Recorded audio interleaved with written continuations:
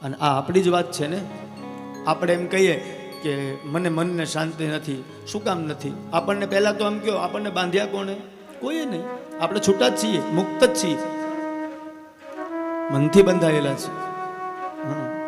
એક વાર્તા કહું, સમજાઈ જશે તરત. મદારી હોય એ જંગલમાં જાય માકડું પકડવા માટે. પછી શું કરે?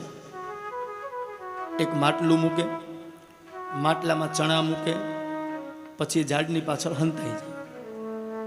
માકડું આવે, આવીને હાથ નાખે. માકડું અંદર હાથ લેવા જાય ચણા, પણ માટલું ઊંડું હોય એટલે પછી ઊંચું થાય. ઊંચું થાય એક હાથ પહોંચે, બીજો હાથ તો પહોંચે નહીં. હવે એક હાથમાં કેટલા ચણા આવે? બહુ તો 5-10. હવે માકડાના હાથે કેવડે હોય? 5-10 આવે. પછી વિચાર કરે, માકડાની એક ટેવ હોય, આજુબાજુ છે નહીં ને કોઈ, એ હાથ નાખીએ ને જોવે, નથી તો લઈને બીજો હાથે નાખું, થોડોક વધારે લઈ લઉં. એ બીજો હાથે નાખે, પણ એ માટલામાં પહોંચે નહીં. પછી એ શું કરે? એ માકડું માટલાની ઉપર બેસી જાય અને પછી 2 હાથ એક હારે અંદર નાખે ચણા લેવા માટે. હવે 2 હાથ અંદર નાખે એટલે આખા શરીરનો વજન ક્યાં આવે? હાથ ઉપર. પછી એ સીધું ન થઈ શકે. સીધું ન થાય એટલે મનથી બેઠું બેઠું વિચાર કરે, હવે મને માટલાએ પકડી લીધો. ત્યાં સુધીમાં ઓલો મદારી આવી જાય અને માકડાને પકડી લે. હવે ખરેખરમાં એને માટલાએ પકડ્યું છે, એ ઓલા ચણા મૂકી દે તો એ છૂટું જ છે. પણ એ ચણા મૂકે નહીં અને બેઠો બેઠો એમ વિચાર કરે કે મને માટલાએ પકડ્યું, તો ખરેખરમાં એને કોઈ પકડ્યું જ નથી ને. બસ આપણું આવું જ છે ને. માકડું એટલે કોણ? આપણે. માટલા એટલે બ્રહ્માંડ. ચણા એટલે આ પ્રતિષ્ઠા, ઈર્ષા, પૈસા, બધા ચણા. આપણે લેવા માટે બહુ મહેનત કરીએ છીએ, આમ કરી લઉં, મોટો થઈ જાઉં. ત્યાં સુધી મોલો મદારી આવે અને પકડી લે, હાલ નીકળ. આપણને કોઈએ પકડ્યા જ નથી, આપણે છૂટા જ છીએ. અમે ઘણા વૃદ્ધોને સાંભળીએ, મારે તો કથા સાંભળવા જવું છે, પણ મારા દીકરાનો દીકરો હોય ને અમે ઘરના કામમાંથી ઊંચા ન આવીએ, કેમ જાવું? કોઈના વગર કોઈનું અટકતું નથી ભાઈ. તમે છૂટા જ છો. તમારા મનની ગ્રંથિ બંધાઈ છે. તો માં શાંતિ ત્યારે જ મળે જ્યારે માણસનું મન સ્થિર. અરે બેટા, મન સ્થિર કરવા માટે હું કરું? તો કે માં, મન સ્થિર કરવા માટે ઘણા બધા નિયમ બતાવ્યા. એક વખત એ મનનો રસ્તો બદલી નાખો એટલે મન સ્થિર થઈ જાય. તમે જો વિચાર તો કરો, આ મન છે એ ભગવાનને આપી દો તો નમન થઈ જાય.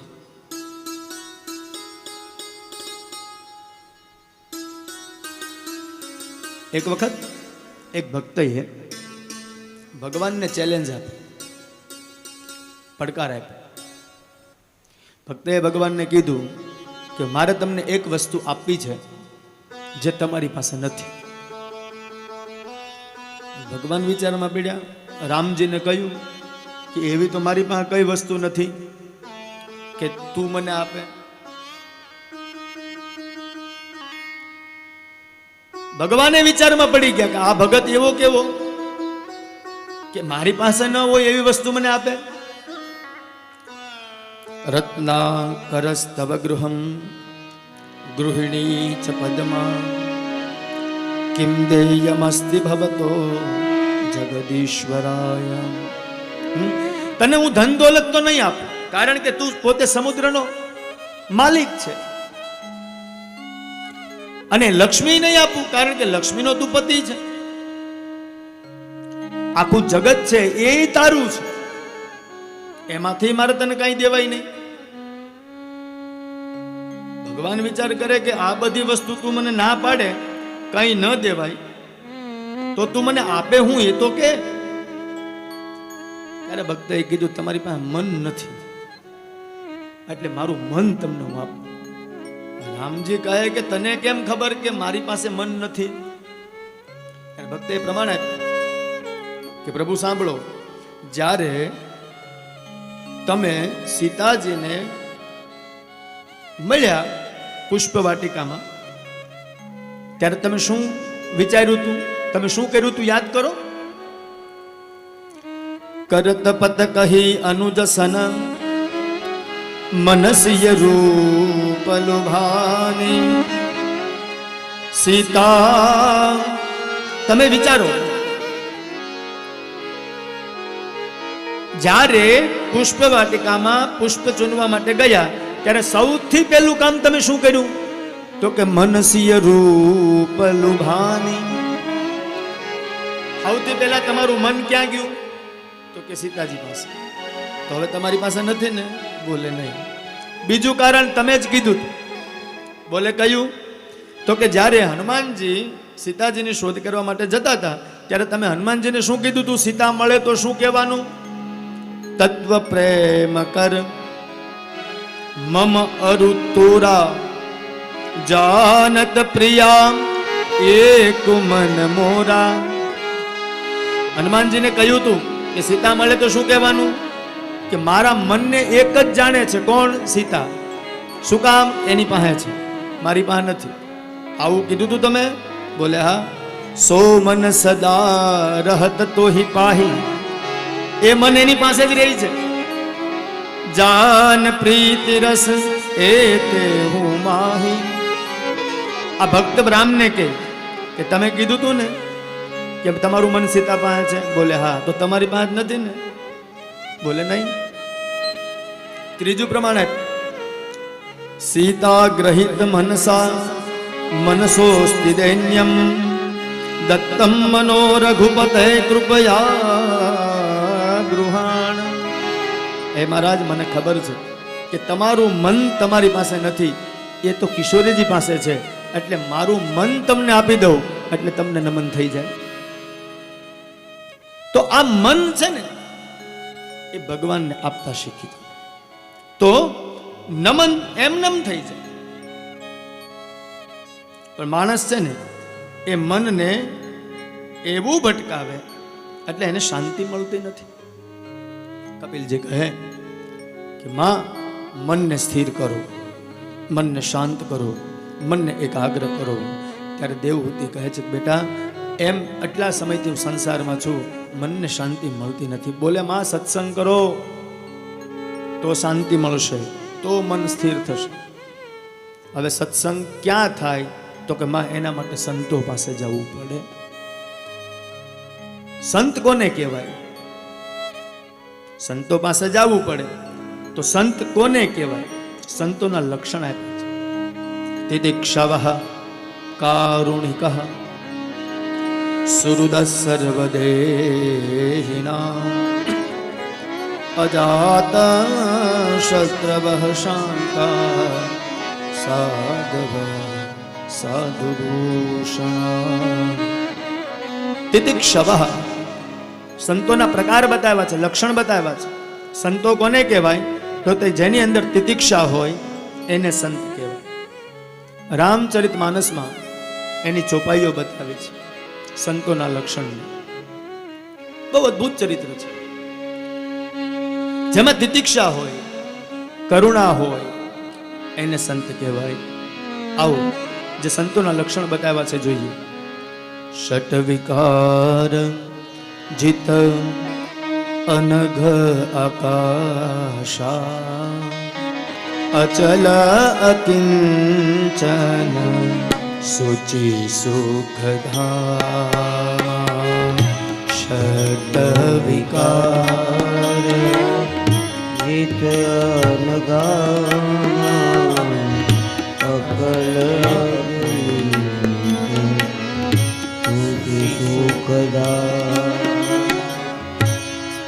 છ સંતોના લક્ષણ કોને કહેવાય? હા, આપણે પેલું ગાઈએ ને, રચા હે સૃષ્ટિ ભોજિસ પ્રભુ. બહુ અદ્ભુત સૃષ્ટિ રચી. બસ એ જ મને અમુક અહીં જો કે અહીંથી પિક્ચરના ગીતો ગવાઈને અને ગાઈએ તો ખરાબ લાગે, કોક ટિપ્પણી કરે. અમુક રાગ એવા હોય એ મજા છે. તું જો નહીં હૈ તો कुछ भी नहीं, बस ये शट विकार जित अनघ अकार अचल अकिंचन शुचि सुखधाम अचल अनघ अकार अचल अकिंचन शुचि सुखधाम निज गुण श्रवण सुनत अकुचाहे पर गुण सुनता अधिक हर्षाये निज गुण श्रवण सुनत कुचाये पर गुण सुनता अधिक अधिक हर्षाये समशीतल त्याग ही नीति सरल स्वभाव सब सन प्रीति समशीतल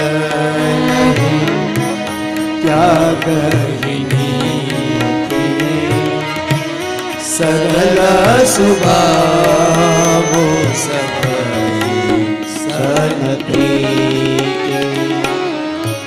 सरल स्वभाव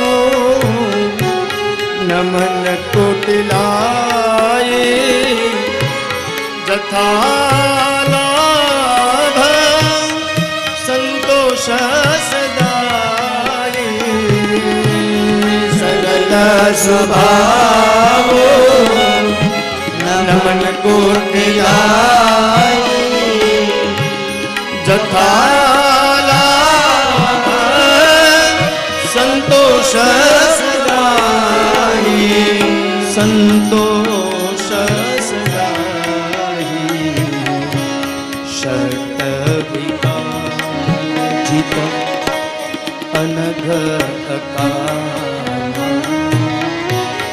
अचल अकिंचन शुचि सुखधाम शुचि सुखधाम शुचि सुखधाम षट विकार जित अनघ अकामा अचल अकिंचन शुचि सुखधाम. સંતોના લક્ષણ જો. સંત કોને કહેવાય ગુજરાતી ભાષામાં? શાંતિ પમાડે એને સંત કહીએ. જેની પાસે બેસવાથી શાંતિ મળે એને સંત કહેવાય. સહન કરે એનું નામ સંત, મનને મારે એનું નામ મહંત. આને સંત. તો સંતમાં સૌથી પહેલા તિતિક્ષા હોવી જોઈએ. તિતિક્ષા, તિતિક્ષા એટલે સહનશીલતા. રામકૃષ્ણ પરમહંસજી એક વખત પોતાના આશ્રમમાં એક ઝાડને પેલો ક્યારો સરખો કરતા, માટી સરખી કરતા. માટીવાળા હાથ હતા, પરસેવો થતો હતો એટલે હાથથી આમ લૂછતા જાય, કપડાં માટીવાળા થયેલા, અને એ ક્યારો સરખો કરે. એમાં એક રાજા ત્યાં આવ્યો. આવી અને રામકૃષ્ણ પરમહંસને પૂછે, ક્યાં ગયા તારા ગુરુ? બોલે, કેમ? તારા ગુરુ ક્યાં છે? મારે મળવું છે, મારે જ્ઞાન લેવું છે. તો કે ગુરુજી 12 વાગે મળશે. તો 12 વાગ્યા સુધી મારે બેસી રહેવાનું? બોલે ગુરુજીની આજ્ઞા વગર હું તમને કંઈ ન કહીશ. ભલે બેસો આપ આશ્રમમાં જઈ, હમણાં 12 વાગે ગુરુજી આવશે. રાજા તો અંદર જઈને બેઠો. અહીંયા ક્યારાનું કામ પૂરું થયું, વૃક્ષનું જે કાંઈ સિંચન કરવાનું હતું કરી દીધું. હાથ ધોઈ અને માટીવાળા કપડાં ખંખેરતા ખંખેરતા રામકૃષ્ણ પરમહંસજી આવીને ગાદી ઉપર બેઠા. એટલે રાજા દંડવત પ્રણામ કરીને પડી ગયો. રાજા પૂછે, મહારાજ તમે જ હતા? બોલે હા. તો કે મેં તમને એટલી કડકાઈથી આટલી અકડાઈથી મેં તમને પૂછ્યું, છતાંય તમને ગુસ્સો ન આવ્યો? તો કે હું સંત છું. સંત હોય ને એની અંદર સહનશીલતા હોય, એને માન અપમાન બધું સરખું. અત્યારે તો ઊંધું છે, એક હાર નો પહેરાવો ને સન્માન ન કરો તો ખોટું લાગી જાય છે, અમને લાગી જાય છે. कहनी मिश्री खांड है और रहनी करवी ઝેર. કેવું છે ને બહુ સહેલું છે, કરવું છે ને બહુ અઘરું છે.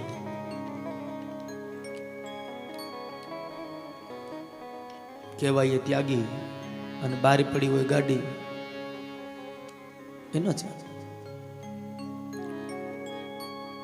તો માં સંતોનો સંગ કરવો જોઈએ.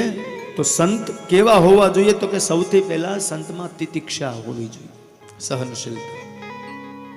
બીજું, સંતમાં કરુણા હોવી જોઈએ, એને સંત કહેવાય. દરેક પ્રત્યે પ્રેમ, કોઈ ઊંચો કોઈ નીચો નહીં, દરેક સમાન, એને સંત કહેવાય. ત્રીજું, સંત શાંત હોય. આપણે દુઃખી થઈએ સંતો પાસે જઈએ. હવે સંતો દુઃખી હોય ક્યાં જવું? નથી જોવા મળતું કલયુગમાં.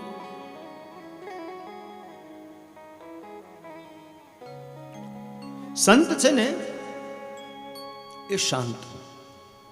બીજું એક સંતનું લક્ષણ છે, ષટ વિકાર રહિત હોય, જેમાં કામ, ક્રોધ, લોભ, મોહ, મદ, મત્સર આ કશું નહીં. મત્સર ઇતિ મત્સર.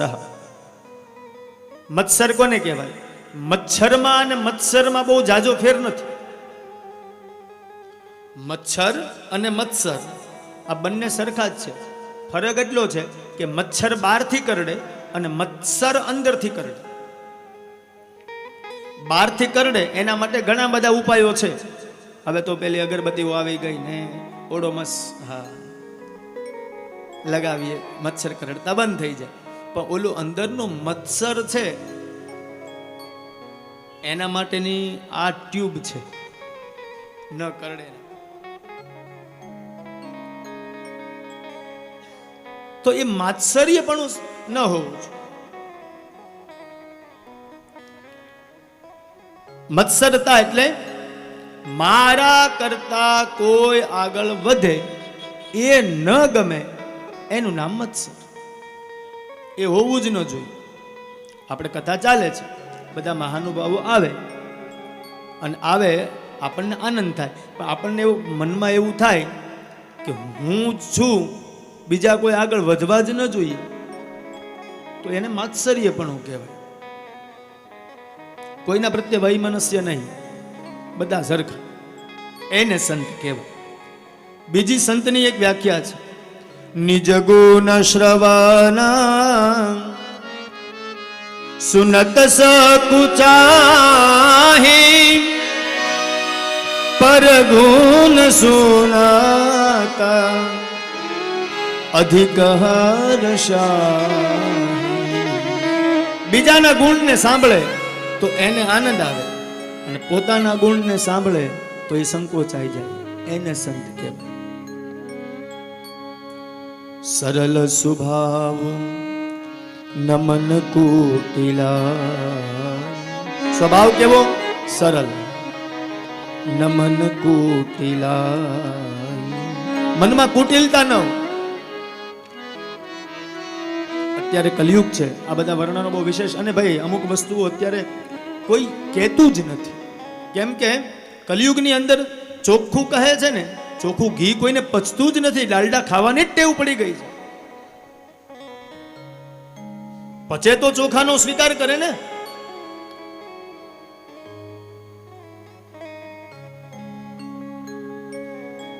તમારા સામે આવનારું વ્યક્તિ એ સંત છે. ઘરમાં હોય તોય ભલે, ઝૂંપડીમાં હોય તોય ભલે, વનમાં હોય તોય ભલે, એક છે સંત. એના લક્ષણ શું? તો કે સરળ સ્વભાવ, નમન કુટિલાઈ, મનમાં કુટિલતા નથી, અને જથાલાભ જે મળે તે, અને સંતોષ સદાય. જે મળે એની અંદર એને શાંતિની અનુભૂતિ થાય, સંતોષ મળે, એને સંત કહેવાય. તો માં આવા સંતોની પાસે જાઓ તો શાંતિ મળે. અને જ્યારે સંતની પાસે જઈએ, શાંતિ મળે, એટલે ભક્તિ અંદર તમારી અંદર પ્રગટ થાય. પછી કપિલજીએ ભક્તિના પ્રકાર બતાવ્યા. સાત્વિકી, રાજસી, તામસી, આ બધી ભક્તિઓ છે. સાત્વિક ભક્તિ જે વ્યક્તિ કરતો હોય એ સત્વગુણ પ્રધાન હોય. રાજસી ભક્તિ જે વ્યક્તિ કરતો હોય એ રજોગુણ પ્રધાન હોય. અને તામસી ભક્તિ કરતો હોય એ તમોગુણ પ્રધાન હોય. આ ત્રણ છે એ આપણે બધાય કરતા હોઈએ છીએ, પણ નિર્ગુણા ભક્તિ જે છે એ બધા વૈષ્ણવો કરે, જેમાં કોઈ પણ પ્રકારની અપેક્ષા રાખ્યા વગર કરવામાં આવેલી ભક્તિ, એને નિર્ગુણા ભક્તિ કહેવાય. આપણે શું કરીએ તો મને તપ કરવા માટે સારા ગુણ મળે એના માટે સત્વ ગુણ મેળવવા માટે સાત્વિકી કરીએ, સુખ ભોગવવા માટે રાજસી કરીએ, વિનાશ કરવા માટે તામસી કરીએ, પણ કોઈ અપેક્ષા વગરની કરીએ એને નિર્ગુણા ભક્તિ કહેવાય. પછી કપિલજીએ દેવહૂતિને અષ્ટાંગ યોગ કહ્યા. 8 યોગ, જેને આપણે પતંજલિ યોગ સૂત્ર, હમણાં યોગ દિવસ ને બધું ચાલુ થયું છે. યોગ તો કરીએ છીએ, પણ બહાર નીકળીને આપણે ભોગ કરીએ છીએ. પહેલા પોણે કલાક યોગ કરીએ, બહાર નીકળીને 800 ગ્રામ ગાંઠિયા ખાઈ જાય. હા, પાછા કે યોગ દિવસ છે. એટલે તમે કોકનું ભોગ લેવાનું બંધ કરો, એ યોગ જ છે. કોકના ઉપયોગમાં આવો, એ યોગ જ છે. કાંઈ ઊંચા નીચા થવાની જરૂર નથી. કોકનો સહયોગ કરો, એ યોગ જ છે. 8 યોગ: યમ, નિયમ, આસન, પ્રાણાયામ, પ્રત્યાહાર, ધ્યાન, ધારણા અને સમાધિ. આ 8 સીડી જે વ્યક્તિ ચડી જાય એ સમાધિમાં પહોંચે છે. હવે કોઈ મંદિરે જઈએ, ચાલો આપણે અહીંયા મહાદેવજીનું મંદિર છે, સોમનાથ દાદા. કોઈ દી ગયા? પગથિયા ગણ્યા કેટલા છે? 5 પગથિયા યમ. યમ એટલે વિચાર. આ બહુ ધ્યાનથી સાંભળવા જેવી વસ્તુ છે. યમ એટલે વિચાર. તમારા મનમાં એવો વિચાર આવે કે મારે મંદિરે જવું છે, એટલે સમજી લેવાનું આપણી અંદર યમ જાગ્યું, એટલે યમ નામનો યોગ એ જાગ્યો. પછી નિયમ, 5 પગથિયા યમના, 5 પગથિયા નિયમના. પછી વિચાર થયો કે નહીં, મારે તો મંદિરે જાયા વગર ચાલશે જ નહીં, જાવું જ પડશે, એના વગર હું કંઈ નહીં કરું. એ દ્રઢતાપણું આવે એનું નામ નિયમ. એ 5 પગથિયા પહેલા ચડ્યા, 5 પગથિયા પછી ચડ્યા. પછી શું આવે? શિવ મંદિરમાં જઈએ તો એ મંદિર સુધી દરવાજા ચડી તો ગયા, પછી શું? યમ, નિયમ, આસન. આસનમાં આગળ જાઓ એટલે નંદી આવે. નંદી એટલે ધર્મ. આસન શેનું હોવું જોઈએ? ધર્મનું. પછી આગળ જઈએ તો શું આવે? યમ, નિયમ, આસન, પ્રાણાયામ. પ્રાણાયામ એટલે કાચબો, કુર્મ. તમે કાચબાને અડો ને એટલે એના અંગ બધા સંકેલી લે. એટલે આપણને એટલી ખબર પડવી જોઈએ કાચબાને જોઈને, કે એને એટલી ખબર પડે છે કે જ્યાં ને ત્યાં પથરાઈને ન બેસાય, ક્યારેક સંકેલીને બેસી જવાય. સમજાય છે ને? સંયમ એ સંયમતાનું પ્રતીક છે. તો યમ, નિયમ, આસન, પ્રાણાયામ. પછી શું આવે? તો કે પ્રત્યાહાર. પ્રત્યાહારમાં ગણેશજી આવશે. શિવ મંદિરમાં તમે જાઓ તો 5 પગથિયા યમના, 5 પગથિયા નિયમના. આગળ ગયા એટલે આસન ધર્મનું આવી ગયું. આગળ ગયા એટલે પ્રાણાયામમાં કુર્મ મહારાજ આવી ગયા. પછી એનાથી આગળ વધ્યા આપણે, એટલે પ્રાણાયામ પછી આવે પ્રત્યાહાર. પ્રત્યાહારમાં આવે ગણેશ. કેમ? તો કે બધાની વાતોને પચાવતા શીખી જાવ એટલે પ્રત્યાહાર નામનો યોગ. ગમ ખાના વો ચીજ બડી હૈ. જે માણસ ગમ ખાઈ જાય ને એ જીવી જાય. સૌથી મોટામાં મોટો ખોરાક જ એ છે ગમ ખાના. કમ ખાના લેકિન ગમ ખાના. હા. પછી પ્રત્યાહારમાં બધી વસ્તુને સમાવી લો. પછી આવે ધારણા. ધારણામાં હનુમાનજી આવે. માન, સન્માન અને અપમાન ત્રણે ત્રણ જેને સમાન એનું નામ હનુમાન. એને રામજીને ધારણ કર્યા છે. ધારણ એટલે એની આજ્ઞા વગર કંઈ કરવું નહીં, એનું નામ ધારણા. પછી આગળ જઈએ તો સિદ્ધિ દ્રષ્ટિ કરો એટલે ઉમા દેખાય, ભગવતી પાર્વતી. યમ, નિયમ, આસન, પ્રાણાયામ, પ્રત્યાહાર, ધારણા. પછી આવે ધ્યાન. ધ્યાનમાં આવે ઉમા. અને પછી છેલ્લે આવે સમાધિ, એ મહાદેવ. આ મંદિરની રચના છે. હવે વિચારો. યમ એટલે વિચાર, નિયમ એટલે દ્રઢતાપણું, આસન એટલે ધર્મ, કુર્મ એટલે સંયમ, પ્રાણાયામ, બધાની વાતોને પચાવતા શીખી જાઓ પ્રત્યાહાર, આજ્ઞા પ્રમાણે ચાલો એનું નામ ધારણા, પછી ધ્યાન કરીને બેસી જાઓ એનું નામ ઉમા, અને પછી સમાધિમાં પહોંચી જાઓ તો સસ્વયં નીલકંઠ. તો તમે પોતે જીવ, ઈ શિવ. આને યોગ કહેવાય. એમાં યોગ કરવા માટે કઈ એના ક્લાસ ન હોય. હવે તો ખબર જ નથી કોણ કયા ક્લાસમાં છે, અને કોઈ સ્કૂલમાં એવું શીખવાડવામાં નથી આવતું કે તમારો ક્લાસ કયો છે. પણ એ તો બોલે એના ઉપરથી ખબર પડી જાય કે આ કયા ક્લાસના છે. યમ, નિયમ, આસન, પ્રાણાયામ, પ્રત્યાહાર, ધ્યાન, ધારણા અને સમાધિ, આ 8 યોગ સિદ્ધ થાય એટલે પછી માણસ સમાધિમાં જતો રહે. અને જ્યારે વ્યક્તિ સમાધિમાં જાય ત્યારે પછી એને જગતનું ભાન ન હોય, પછી એને જગદીશ સાથે જ લેવા દેવા હોય. પણ આ બધું ક્યારે થાય? તો કે પ્રભુ કૃપા હોય તો જ પ્રાપ્ત થાય. અત્યારે ઘણી વખત ઘણું કરવું હોય છે ભાઈ, પણ થતું નથી. કેમ કે એની ઈચ્છા વગર અહીંયા કંઈ ન થાય. तेरी कृपा बिना नहीं ले कहीं अणु, लेते हैं श्वास तेरी दया से तनु. तेरी कृपा बिना नहीं ले कहीं अणु, लेते हैं श्वास तेरी दया से तनु तनु. कहदाद एक बार मुझको निहार तू, आयो शरण तिहारी प्रभु तारना. आयो शरण तिहारी प्रभु તારનાર તું. કહેવાનો સૂર એ છે તેરી કૃપા બિના ન हिले એકી. ભગવાનની કૃપા વગર કંઈ થાય નહીં. તો માણસ ધ્યાનમાં આવે, સમાધિમાં આવે, યોગમાં આવે, પછી પાપ અને પુણ્યની સાથે એને કઈ લેવા દે. સુખદેવજી મહારાજ પરીક્ષિતને કથા કરે. પરીક્ષિત પૂછે, મહારાજ આ પાપ અને પુણ્યનો હિસાબ કોણ રાખતું હશે? અને વાતે સાચી, ભગવાન કાંઈ આ બધો હિસાબ રાખે તો કેટલા બધા છે, કોનું ક્યાં રાખવું?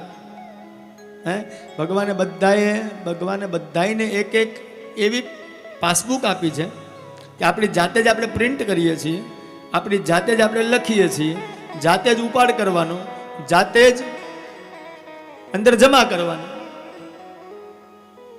અને પાસબુક એવી છે કે વારા ઘડીએ કંઈ એમાં એન્ટ્રી કરાવવાની જરૂર નથી પડતી. એમાં તમે જેવું કરો એટલે તરત ઓટોમેટિક કેશલેસ તરત થઈ જાય.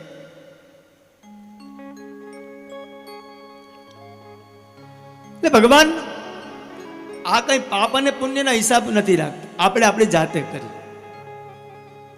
અને જ્યારે માણસ પાપી બને ત્યારે એની ગતિ નરકમાં થાય, અને પુણ્યશાળી બને ત્યારે એની ગતિ સ્વર્ગમાં થાય. તો દેવહૂતિએ પ્રશ્ન કર્યો, મહારાજ નરક કોને કહેવાય, સ્વર્ગ કોને કહેવાય? આ તમે અત્યારે બેઠા છો ને બધા સ્વર્ગમાં બેઠા છો. શાંતિ હોય એને સ્વર્ગ કહેવાય, અને જ્યાં ઉકાળો હોય એને નરક કહેવાય. એક જણો મૃત્યુ પામ્યો એટલે યમરાજા એને લઈ ગયા. યમરાજાએ પૂછ્યું કે ભાઈ તારે ઉતાવળ? તો કે જરીએ નહીં. તો 2 દિવસ રહે પછી તારા કર્મનો હિસાબ કરીએ. ભલે પ્રભુ, આપણે તો અહીંયા રહેવું ત્યાં રહેવું બે સરખું જ છે. 2 દિવસ બાદ યમરાજા ચિત્રગુપ્તને કહે કે જાઓ પહેલાને જરાક ઉઠાઈ આવો અને એના કર્મનો હિસાબ કરો. પહેલા એ જીવે શું કર્યું ખબર? એક પુસ્તક પડીથી ચોપડો પડ્યો તો એમાં એણે નજર કરી. આપણે કોઈના ઘરે જઈએ તો આપણે બેઠા બેઠા ક્યાં છાપવું જોઈ લઈએ, રિમોટ જોઈ લઈએ, આમ હાથ લગાવી લઈએ, કંઈ કોઈ ન હોય તો બધું જોઈ તો લઈએ જ. એટલે યમરાજાનો જે ચોપડો પડ્યો હતો ને એ ચોપડો પહેલા જીવે જોઈ લીધેલો. એમાં લખેલું હતું નામ, તો એનું પોતાનું જ નામ આવ્યું. લખ્યું હતું આગળ 80 વર્ષ. મારા દીકરા કે ટાઈમના પાકા છે કે આપણને કે ટાઈમ ટુ ટાઈમ લાવ્યા, પણ 80 વર્ષ લખેલું હતું. એમાં 8ની અંદર નાની એવી લીટી કરી 8ના 9 દેખાય એવી રીતે પાછો બેસી ગયો. એટલે યમરાજાએ ચિત્રગુપ્તને કીધું પહેલા લઈ આવો. લાવ્યા, ચોપડો લાવો. યમરાજાએ અંદર એન્ટ્રી જોઈ તો આ તો 90 વર્ષની એન્ટ્રી છે, અને આને 80 વર્ષે કેમ લાવ્યા? ઓલો મૂંગો મૂંગો બધું સાંભળે. ચિત્રગુપ્ત કે પ્રભુ ના 80 વર્ષ જ હતા. તો કે નહીં, આમાં 90 લખ્યા. ઓલો ઊભો થયો. તમે ધ્યાન રાખતા હોવ તો 90 વર્ષ છે અંદર લખેલા, તમે 80 વર્ષે તમને મન ભાવે એમ ઉઠાવી લેવાના? માણસ ખરો ને. યમરાજા કે ઉભો રે ભાઈ, મારા માણસોએ ભૂલ કરી ને? બોલે હા. તો કે એક કામ કર, 10 વર્ષ પાછા જીવીને આવ. હવે હું જીવે? હવે નીચે જાઓ, મને અગ્નિ સંસ્કાર થઈ ગયો છે, બધા ઘેર જ ગયા છે. હવે હું જઈશ તો બીજા 10 આવશે. તો કે એક કામ કરો, 10 વર્ષ સુધી સુવિધા આપો. તો કે નહીં, તું નીચે જ જા, અહીંયા તને ન રખાય. અમારે આખું વાતાવરણ બગડી જાય. જા નીચે. તો કે હારું પ્રભુ. આવ્યો નીચે. તો બોલા જે અગ્નિ સંસ્કાર કરીને ઘરે પહોંચ્યા હતા, આ ભાઈ ગયો નીચે. ઘરે ગયો, છોકરા વિચાર કરવા માંડ્યા કે બાપા પાછા ક્યાંથી આવ્યા? માંડ માંડ મોકલ્યા હતા. તો કે કેમ આવો ચિંતાના તમને? તો કે મૂંગા મૂંગા બેસો, અહીંયા એમ છે ત્યાં એમ જ છે. બોલે કેમ? તો કે આપણે માણસ, આપણને છેતરતા વાર કેટલી? બોલે પણ થયું શું?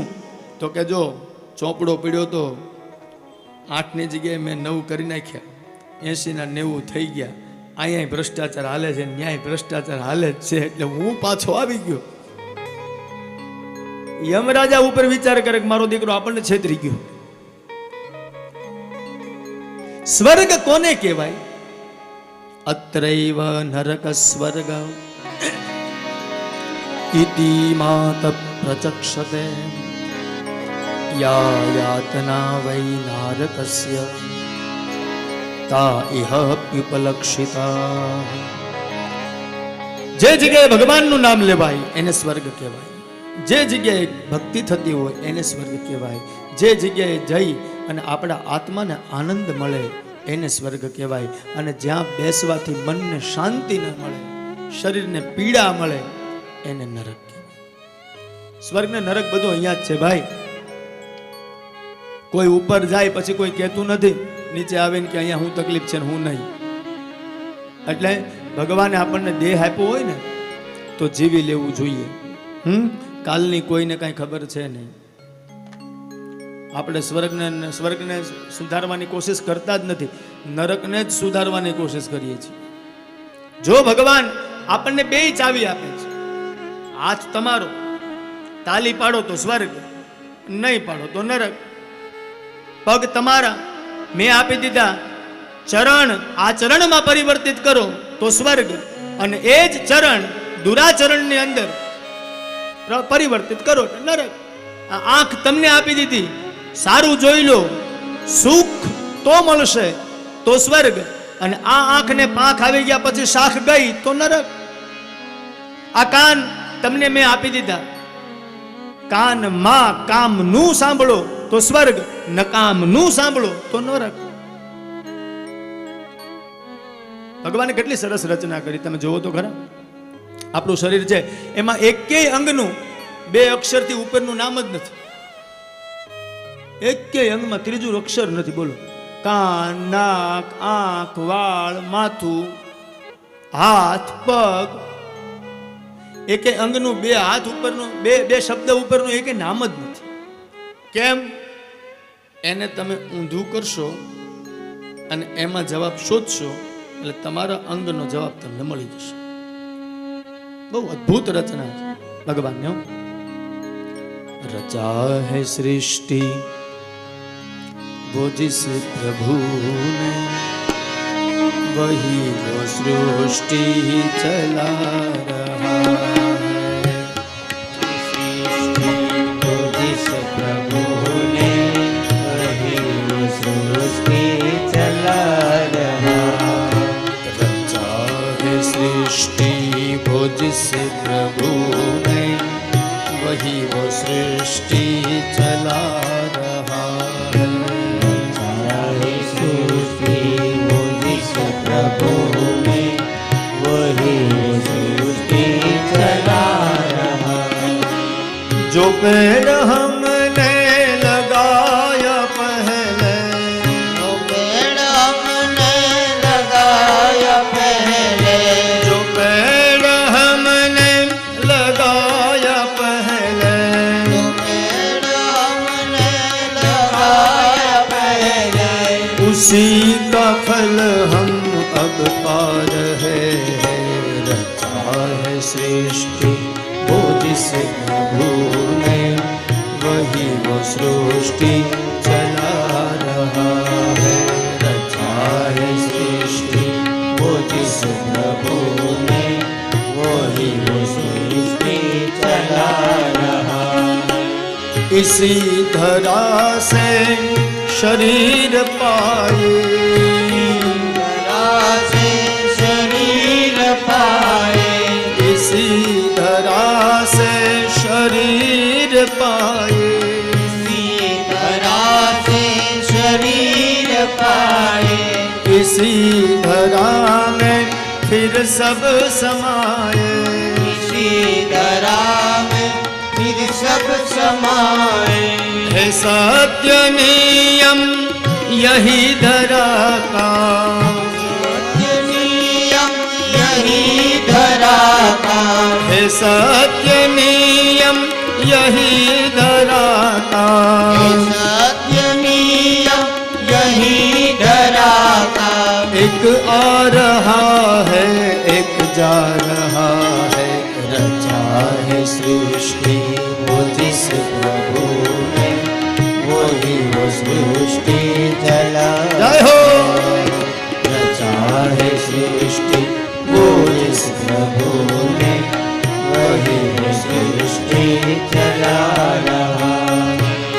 जिन्होंने भेजा जगत में जाना, उन्होंने भेजा जगत में जाना, जिन्होंने भेजा जगत में जाना, जिन्होंने भेजा कर दिया लौट के फिर न कर दिया लौट के फिर न आना। अरे तय कर दिया लौट के फिर न आना। कर दिया लौट कर फिर न आना। जो भेजने वाले हैं यहाँ पर, जो भेजने वाले हैं यहाँ पर, जो भेजने वाले हैं यहाँ पर, भेजने वाले हैं यहाँ पर, वहीं पर वापस बुला रहा है। रचा है सृष्टि को जिस प्रभु ने, वही वो सृष्टि चला रहा। रचा है सृष्टि को जिस प्रभु ने, वही वो सृष्टि जय हो।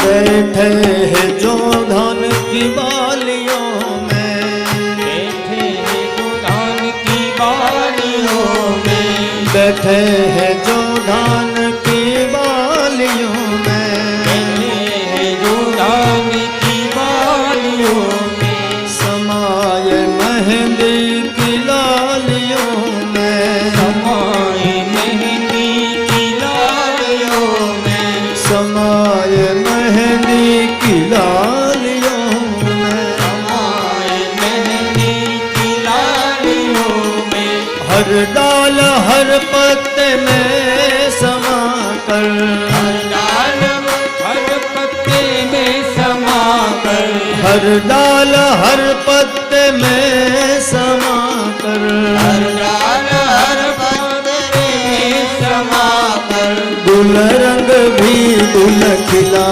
रहा है।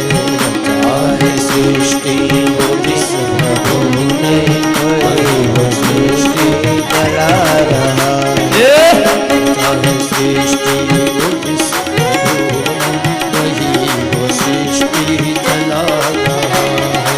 रचा है सृष्टि वो जिस प्रभु ने, वही वो सृष्टि चला रहा है। जो पेड़ हमने लगाया पहले, पेड़ हमने लगाया पहले, जो पेड़ हमने लगाया पहले, पेड़ हमने लगाया पहले, उसी का फल हम अब पा रहे हैं। रचा है सृष्टि वो जिस प्रभु ने, वही वो सृष्टि चला रहा है।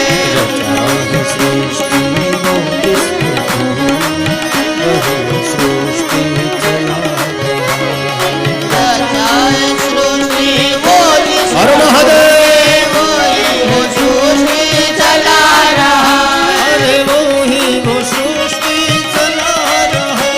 अरे वही वो सृष्टि चला रहा है। अरे वो ही वो सृष्टि चला रहा है। वही वो सृष्टि चला रहा है। जो पेड़ हमने लगाया पहले, अब उसी का फल हम अब पा रहे हैं। શું રચના છે સૃષ્ટિની સાહેબ. ભગવાને પાપ ને પુણ્ય બે આપણને આપ્યું. નરક એ તારું, સ્વર્ગ એ તારું, જ્યારે જ્યાં જવું હોય ત્યાં તો છૂટું. પણ આપણને ફાવતું જ નથી ને, સ્વર્ગમાં ગમતું જ નથી. હા, આ બાજુ પિક્ચર હોય, થિયેટર ચાલતું હોય, થિયેટરની અંદર આપણે કોઈને કહેવું પડે નહીં શાંતિ રાખો, કેમ કે ત્યાં શાંતિ ઓટોમેટિક મળી જાય.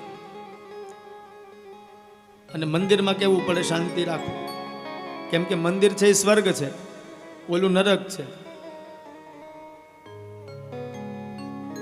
પણ હવે કલિયુગ છે ને અત્યારે માણસોને જ્યાં શાંતિ મળતી નથી ત્યાં શાંતિની શોધ કરવા માટે.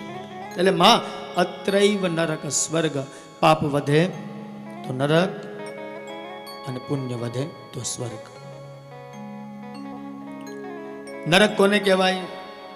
જે માણસ નરકમાં કેવી રીતે જાય તો કે અંત સમયે માં જે લઘુ શંકા, દીર્ઘ શંકા, તડફડીને મરવું, આખું ઘર પ્રાર્થના કરે કે હે ભગવાન આને લઈ લે, આવા બધા નરકના ગામી બને. અને સહજ ભાવે જેનો જીવ છૂટી જાય એ બધા સ્વર્ગગામી બને. જો પાપ થોડુંક ઓછું હોય તો ક્યાંક પશુ પક્ષીમાં બીજો જીવ મળે, પણ પાપ અને પુણ્ય બેય સરખું હોય તો એ જીવ ચંદ્રલોકમાં ગતિ કરે. જોજો આજનું સાયન્સ ન કહી શકે એ ભાગવત કહે છે. એ જીવ ચંદ્રલોકમાં જાય. ક્યાં જાય? ચંદ્રલોકમાં. હવે તો કોઈને કહેવાતું નથી. આપણે મૃત્યુ થાય ને તો અસ્થિ ઘરે નથી લાવતું, દરવાજા ઉપર આવીને લગાવી જ 12 દિવસ સુધી તો રાખવી જ જોઈએ. હવે તો ત્યાંથી રવાના કરી દે. એ આ લોકો પધરાવતા હોય ને પધરાવી દેશે. બહુ સંસ્કારી થઈ ગયા છે. હા, અને અમુક તો 3 દિવસે, ચોથા દિવસે વિસર્જન કરી નાખે. જે કરતા, હું કોઈનો વિરોધ નથી કરતો, કરતા હોય કરજો. પણ શાસ્ત્ર સંમત વાત એ છે કે 12 દિવસ સુધી, જ્યાં સુધી 12મું અને 13મું પૂરું ન થાય ત્યાં સુધી એ જીવ તમારા ઘરના દ્વાર ઉપર હોય.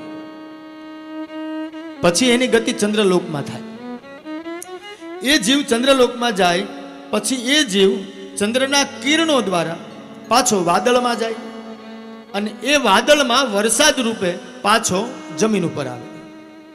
એ પાછો અન્નમાં જાય, અન્ન પુરુષના પેટમાં જાય, અને પુરુષના પેટની અંદર 40 દિવસ સુધી એ જીવ રહે. પછી એ સ્ત્રીના ઉદરમાં જાય અને એ બાળક રૂપે બહાર, સ્ત્રી હોય કે પુરુષ, એ બાળક રૂપે આવે. જોજો, દીકરો માને ઉપદેશ આપે છે. એ 40 દિવસ શક્તિ તત્વના આધારે પુરુષના પેટમાં રહ્યા પછી 40 દિવસ પછી સ્ત્રીના ઉદરની અંદર પ્રવેશ કરે, અને જ્યારે એ સ્ત્રી ગર્ભ ધારણ કરે ત્યારે પાણીના પરપોટા જેવો જીવ એ આકાર લે. પછી 10 દિવસ જાય એટલે બોરના ઠળિયા જેવો એ જીવ બને માના ઉદરમાં. પછી 1 મહિનાનો થાય એટલે માથું બનવાની શરૂઆત થાય. 2 મહિનાનો એ ગર્ભ થાય એટલે હાથ અને પગ બનવાની શરૂઆત થાય. 3 મહિનાનો એ ગર્ભ થાય એટલે નખ અને વાળ આવવાની શરૂઆત થાય. 4 મહિનાનો ગર્ભ થાય એટલે સપ્ત ધાતુઓ પ્રગટ થાય. 5મા મહિને ભૂખ અને તરસ એ જીવને અંદર લાગવા મળે, અને 6ઠા અને 7મા મહિનામાં એ દક્ષિણ ડાબી બાજુ માના ઉદરમાં લાત મારતો થાય. આ આખી જીવની ગતિ છે. પછી 8મો મહિનો શરૂઆત થાય ત્યારે માના ઉદરમાંથી ભગવાનને સ્તુતિ કરતો હોય જીવ, કહેતો હોય મને આમાંથી બહાર કાઢ, હું બહાર આવીશ, તારી સ્તુતિ કરીશ, તારી પ્રાર્થના કરીશ, તારા મંદિરે આવીશ, હું એટલા પાઠ કરીશ, તારું નામ લઈશ. આવું બધું બહુ કહેતો હોય. કેમ કે માનું ઉદર છે ને નરક છે, ચારે બાજુ મલમૂત્રથી ભરેલું. એની અંદર એ જીવ ભગવાનને કહેતો હોય કે મને આમાંથી બહાર કાઢ, હું તારું નામ લઈશ. પણ જેવો ભગવાન કૃપા કરે, ભગવાન એ દયાળુ બિચારો કે લે સૃષ્ટિમાં જા, 9મો મહિનો આવે, બાળક સ્ત્રી બાળકને જન્મ આપે એટલે જેવો જન્મે એ ભેગો પહેલો રડે, હું આ અને તું આ, હવે હું અહીંયા ને તું ત્યાં, તાર થાય કર લે. આ જીવની ગતિ. પછી ભગવાન એ વિચારે કે હવે આને આપી તો દીધું પણ કરવું શું? પણ એ કઈ ગાંડો છે? એટલે આપણે ગાતા હોઈએ ને, હું કાંઈ ગાંડો નથી.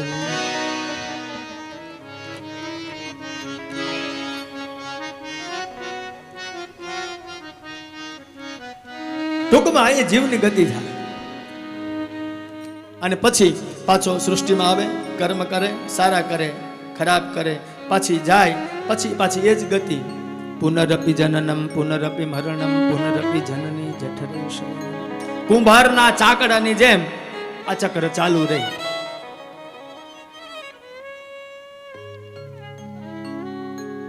કુંભારના ચાકડામાં કેવું હોય? માટી એક જ હોય, પણ ક્યારેક કોળિયું બને, ક્યારેક માટલી બને, ક્યારેક ઘડો બને, ક્યારેક તાવડી બને, ક્યારેક ચલમે બને. સમજાય તો બધા એક માટીના જ બને. માટલું બને, કોકને પાણી પીવડાવે. તાવડી બને, પોતે તપે, બીજાને રોટલા ખવડાવે. ચલમ બને, એ પોતે જ બળે પણ બીજા નહીં બાળે. બધી એક માટીમાંથી બને. એમ ભગવાને આપણને બધાને એક માટીમાંથી જ બનાવ્યા છે, પણ કોક માટલા જેવો ઠંડો હોય, કોક તાવડી જેવો તપે ખરો પણ બીજાને આપે, કોક ચલમ જેવો હોય, પોતે જ બળે પણ બીજા નહીં બાળે. માટી તો એક જ છે ને. તો એ આવી રીતે ચક્ર ચાલુ રહે. છૂટવું હોય તો શું કરવું પડે? તો કે ભજ ગોવિંદમ ગોવિંદમ ભજ મૂઢ મતે. તો ગોવિંદ ગોવિંદ કરવું પડે. તો આવો માતાજીને સરસ મજાનો ઉપદેશ આપ્યો. અને પછી સરસ્વતી નદીના કિનારે દેવહૂતિએ પોતાના પ્રાણનો ત્યાગ કર્યો. ત્યાં બિંદુ સરોવર થયું.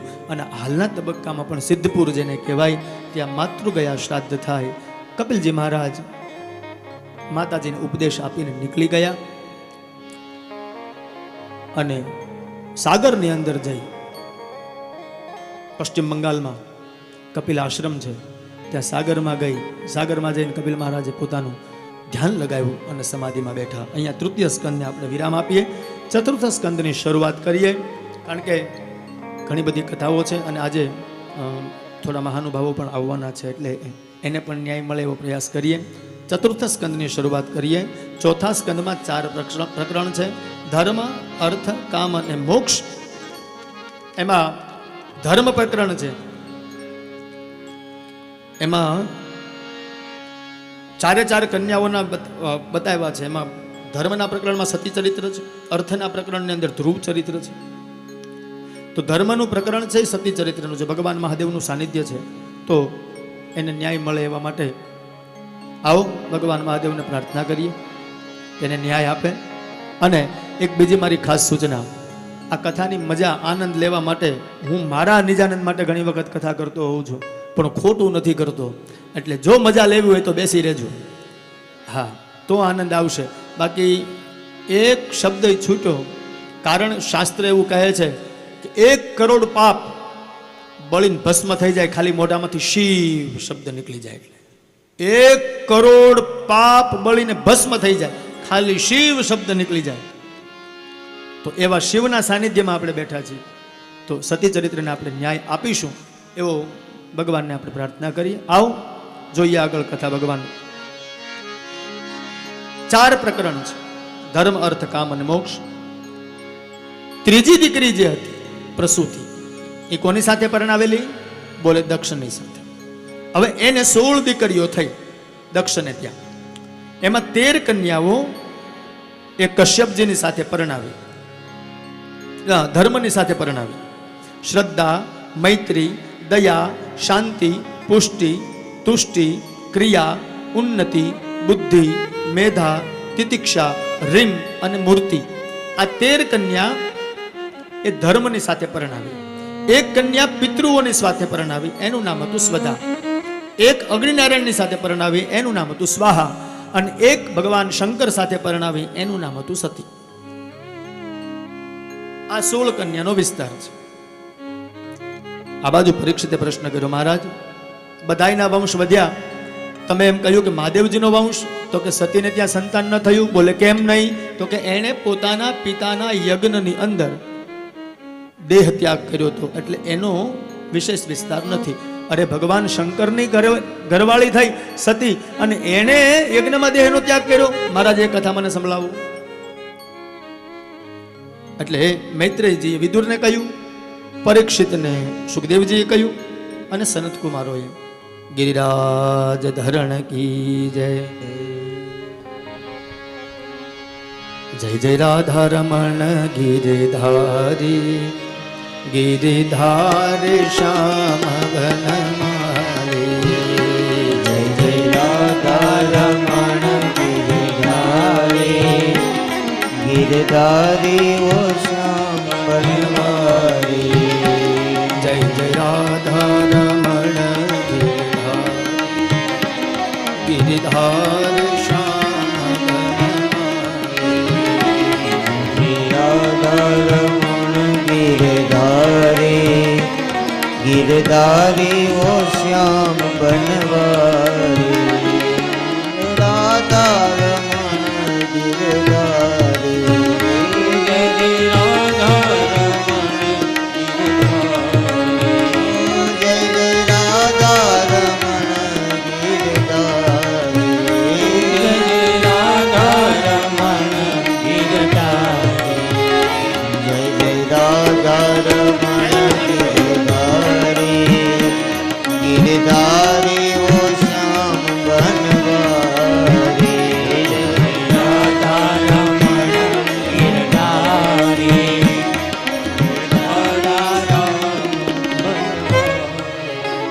गिरिराज धरण की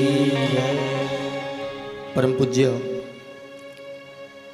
हमारा गुरुजी સમાન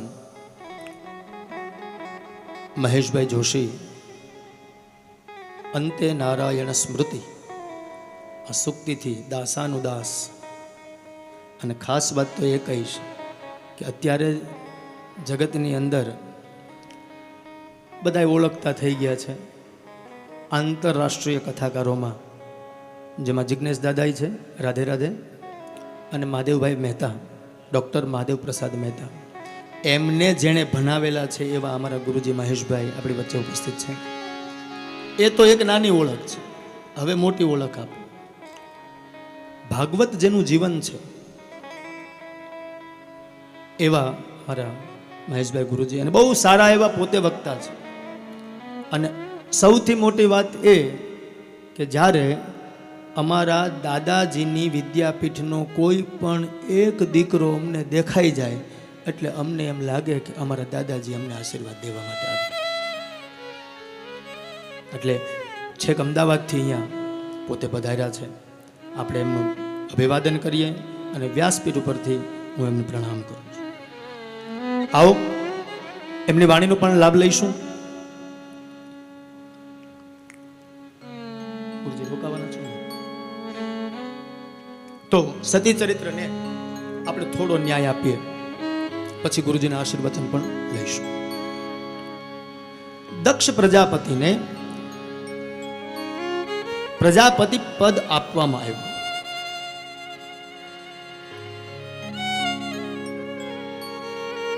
એમાં ભગવાન મહાદેવનું અપમાન થયું, એ બધા કથા પરિચિત છો.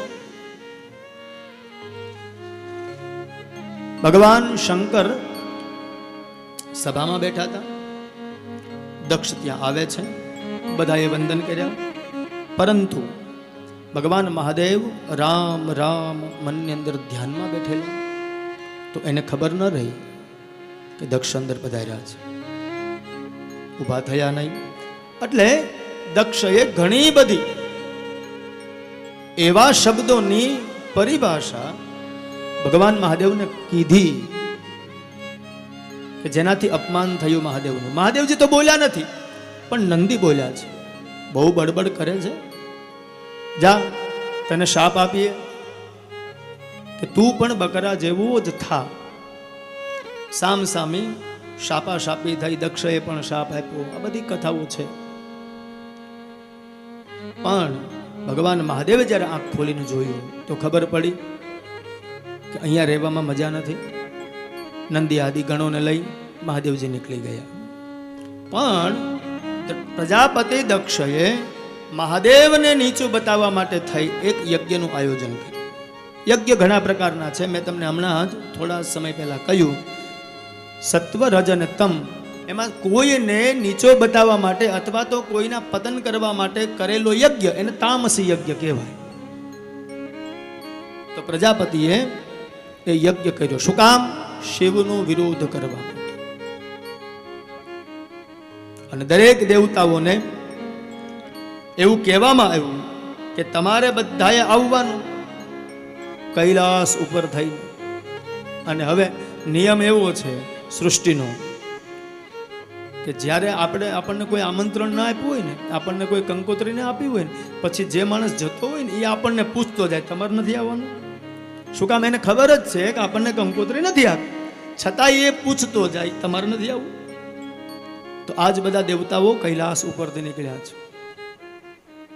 અને સતી આકાશની અંદર જોયું તો ઉપરથી પૂછે દેવતાઓ, કઈ બાજુ? બોલે દેવી તારા પિતાને ત્યાં યજ્ઞ છે, તારે નથી આવવું? સતી વિચાર કરે, મારા પિતાને ત્યાં યજ્ઞ અને મને આમંત્રણ નહીં.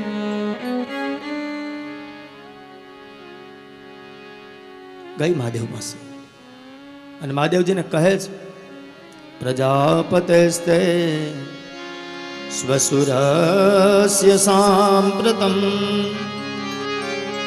નિર્યાપિતો યજ્ઞ મહોત્સવ કિલ. હે મહાદેવ, તમારા સસરાજીના ઘેરે યજ્ઞ છે. બહેનોની ભાષા તમે જો, કઈક વસ્તુ કઢાવી હોય ને એટલે બહેનોની ભાષા બદલી જાય. તમે જુઓ, એને પિયરમાં જવું હોય તો એ પોતાના પતિને એમ ડાયરેક્ટ એમ ન કે મારે જવું છે. શું કે તમને તમારા સસરાનું ઘર યાદ નથી આવતું?